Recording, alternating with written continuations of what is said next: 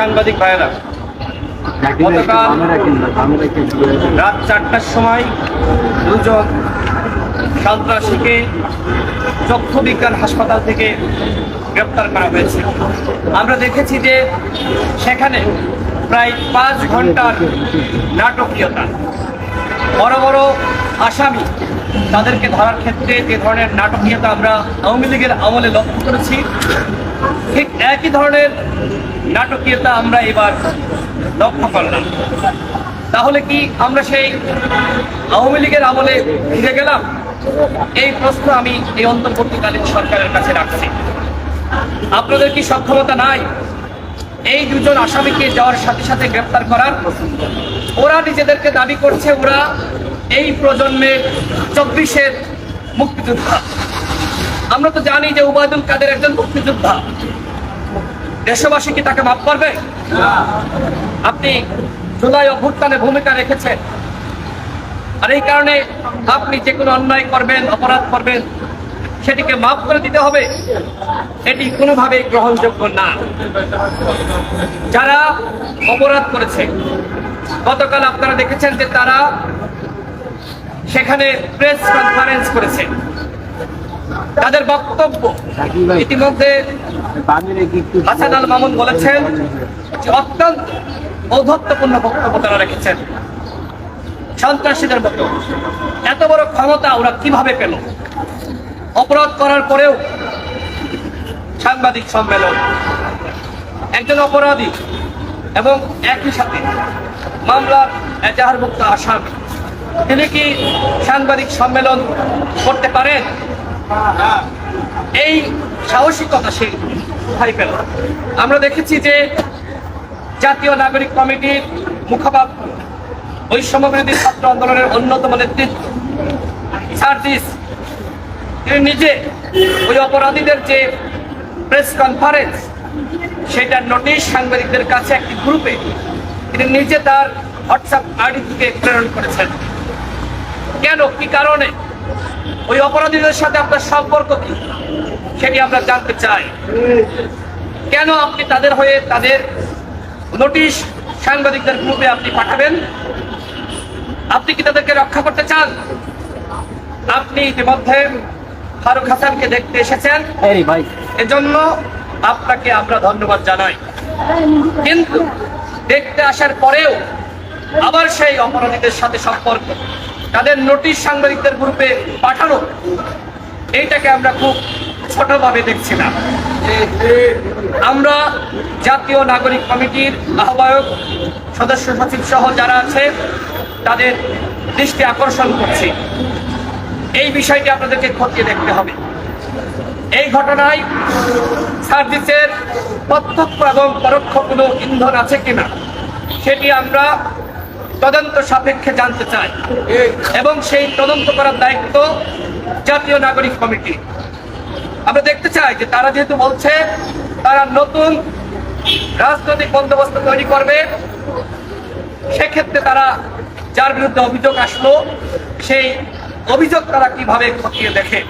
আমরা এখনই বলছি না যে এই ঘটনার সাথে সার্ভিস জড়িত, কিন্তু একটি ক্লু কিন্তু আমাদের হাতে এসেছিল।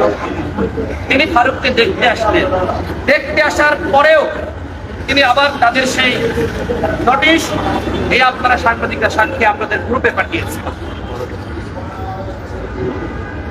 যাই হোক, সাংবাদিক ভাইয়েরা, আপনারা দেখেছেন 18 সাল থেকে 24 সাল পর্যন্ত আমাদের ভূমিকা। এই ফারুক হাসানকে 2018 সালে 2 জুলাই ঠিক একই কায়দায় ছাত্রলীগের হায়নারা আক্রমণ করেছিল, তার দোকানে পর্দা সেই সময় থেকে যায়। ঠিক একইভাবে এইবার তার কপালে যেভাবে টিপ ছুরি দিয়ে আঘাত করা হয়েছে, এটি যদি গলায় লাগতো, তাকে যেভাবে সেখানে ফ্লোরের উপরে তাকে লাথি দেওয়া হয়েছে জুতা দিয়ে, একের পর এক গণপিটুনি, আপনারা ভিডিও দেখেছেন কিভাবে 20 থেকে 25 জন মিলে তাকে সেখানে নির্যাতন করেছে। সেখানে অসংখ্য মানুষ ছিল, তারা কেন চুপ ছিল? আমি প্রশ্ন রাখছি, অভ্যুত্থানের পরে কি আপনারা এতটাই কাপুরুষ হয়ে গেছেন জাতীয় বিপ্লবী পরিষদ এর দায় এড়াতে পারে না। তারা বলছে যে যাদেরকে আমরা ডেকেছিলাম, যারা ফারুকের উপর আক্রমণ করেছে তারাও অতিথি এবং একই সাথে ফারুকও অতিথি। আপনাদের কি সক্ষমতা নাই? ভলান্টিয়ার ছিল না ফারুককে রক্ষা করা? আপনারা তো পারেননি, তার মানে আপনাদেরকেও দায় নিতে হবে। এবং ইতিমধ্যে ফারুক হাসান ক্লিয়ার করেছে যে সেখানে ছাত্র দলের নাম এসেছিল। এই যে বিভ্রান্তি জাতীয় বিপ্লবী পরিষদের যিনি সভাপতি সেখানে ছিলেন তৈরি করলেন, তার কাছে তারা বলেছিলেন যে এই ঘটনা ছাত্র দলের নেতারা ঘটিয়েছে। এই যে অপরাধীদেরকে ছাত্র দল বানানো, এটি কিন্তু অন্যায্য। যাই ঘটুক না কেন আপনি তাকে ছাত্র দল বানাবেন, এই ধরনের একটি ট্যাবু বর্তমানে বাংলাদেশে তৈরি হয়েছে। আমরা এর তীব্র নিন্দা এবং বিরোধিতা করি। যে ঘটনা ঘটেছে এই ঘটনার কোনো ক্ষমা আমরা করতে পারি না।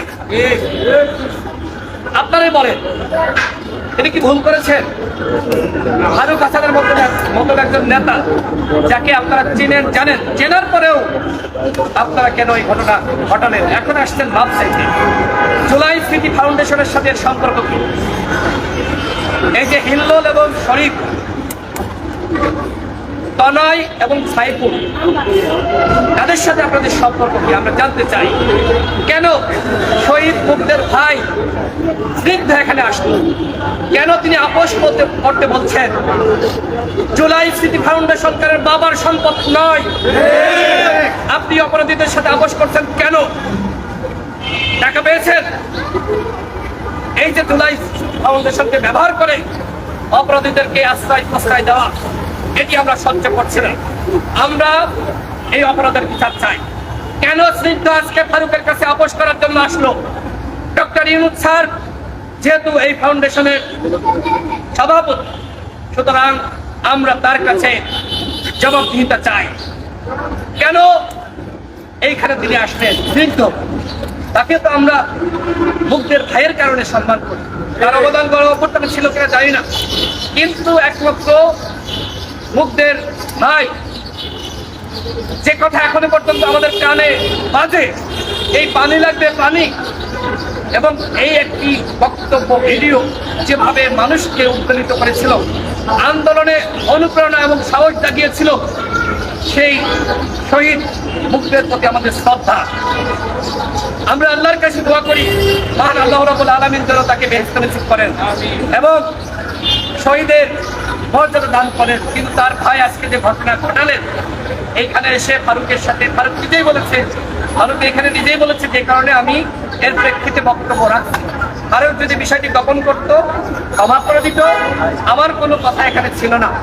কিন্তু ওই অপরাধীদের রক্ষা করার জন্য আজকেই যাতে জামিন দিয়ে দেয়, এই জন্য তিনি এসেছেন যে ফারুক ভাই আপনি ক্ষমা করে দেন। ক্ষমা কেন? এই অপরাধের আপনারা ক্ষমা কেন চান, বিচার চান? এখনো পর্যন্ত দুঃখের সাথে বলতে হয় বৈষম্য বিরোধী ছাত্র আন্দোলনের পক্ষ থেকে কোনো বিবৃতি দেওয়া হয়নি। তারা দেখতে এসেছিলেন, ফারুক তারাও দেখতে আসেনি। আচ্ছা তাদের ডাক্তার আসছিল, আচ্ছা আরিফ সোহেল আসছিল, ধন্যবাদ জানাই। কিন্তু এই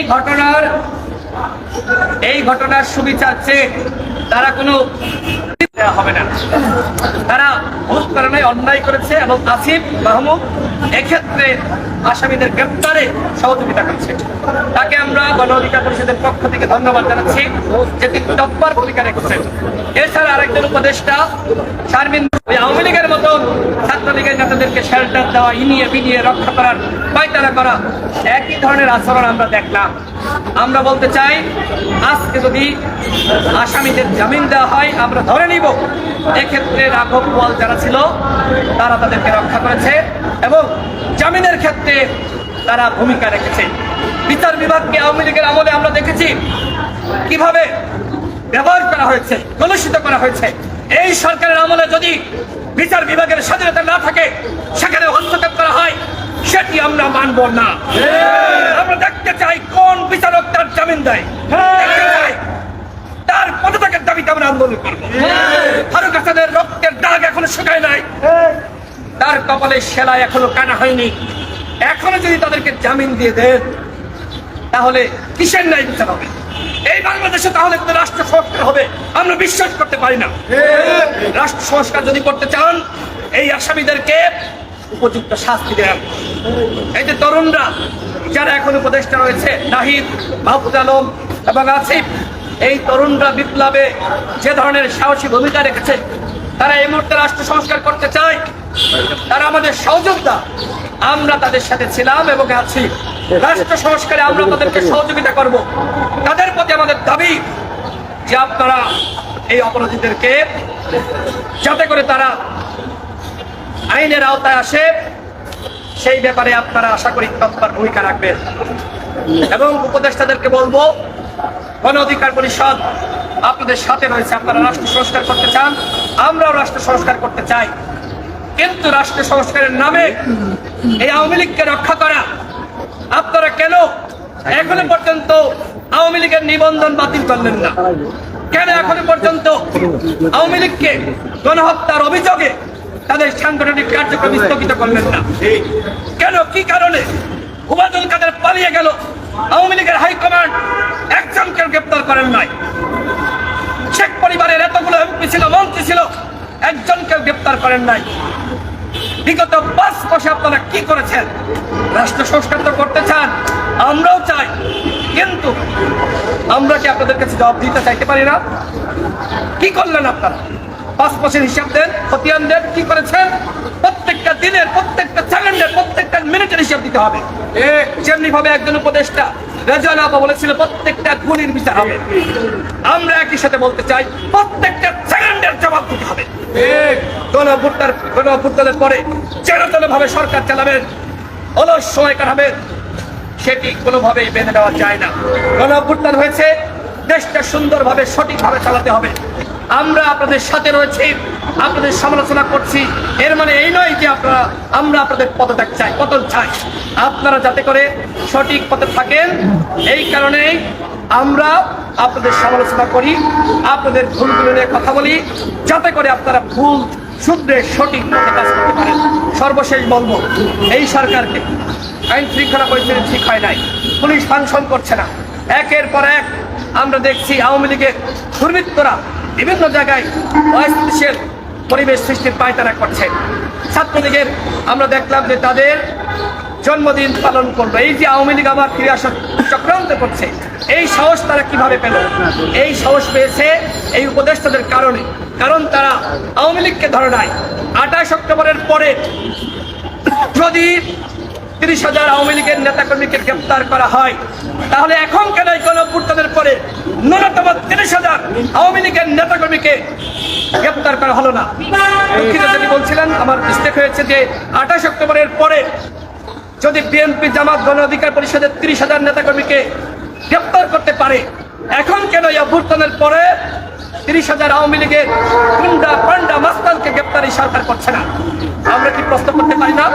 এই প্রশ্ন ফারুক হাসান শহীদ মিনারে করেছিল এবং এই কারণে হামলা করা হয়েছে। তাহলে বুঝে নেন, যারা হামলা চালিয়েছে এরা বৈষম্য বিরোধী ছাত্র আন্দোলনের কেউ না, এরা আওয়ামী লীগের প্রেতাত্মা। সুতরাং এই প্রেতাত্মাদের রক্ষা করার জন্য যারা এগিয়ে আসবে, আমাদের আন্দোলন তাদের বিরুদ্ধে শুরু হবে। আওয়ামী লীগের কোনো ছাড় আমরা দিব না, আওয়ামী লীগের প্রেতাত্মাদের সাথে আমরা কোনো আপোষ করবো না। আওয়ামী লীগের সাথে যদি এই সরকারও আপোষ করে, এই সরকারের বিরুদ্ধে আমরা আন্দোলন শুরু করবো। সাংবাদিক ভাইয়েরা, আপনারা সবসময় ন্যায় এবং নিষ্ঠার পথে ছিলেন।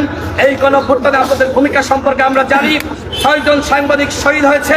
আপনারা আমাদের উপর যে অন্যায় হয়েছে, অবিচার হয়েছে, ফারুকের উপর হামলা হয়েছে, আশা করি আপনারা এই হামলার ঘটনায় আমাদের সাথে থাকবেন যতক্ষণ না পর্যন্ত ন্যায় বিচার নিশ্চিত হচ্ছে। আমরা আমাদের লড়াই চালিয়ে যাবো।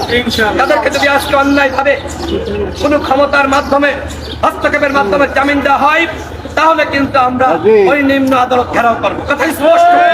এই ঘটনায় আমরা জিরো টলারেন্স নীতি গ্রহণ করেছি, বিন্দু পরিমাণ আমরা ছাড় দিব না। এই কথা স্পষ্ট। ফারুক এখনো পর্যন্ত হাসপাতালে ভর্তি রয়েছে। এই হাসপাতালে ভর্তি থাকা অবস্থায় যদি এই আসামিরা জামিন পেয়ে যায়, তাহলে আমরা ধরেই নিব যে এই বিচার বিভাগের উপরে এবং বিচারকদের উপরে হস্তক্ষেপ করে জামিন করানো হয়েছে। একই সাথে বাকি আসামিরাও গতকাল প্রেস কনফারেন্সে ছিল, তাদেরকে কেন গ্রেপ্তার করা হলো না সেই প্রশ্ন আমরা রাখছি। বাকি আসামিদেরকে আগামী 24 ঘন্টার মধ্যে গ্রেপ্তার করতে হবে। জামিন দিবেন নাকি কার কত বড় ক্ষমতা জামিন দেয়?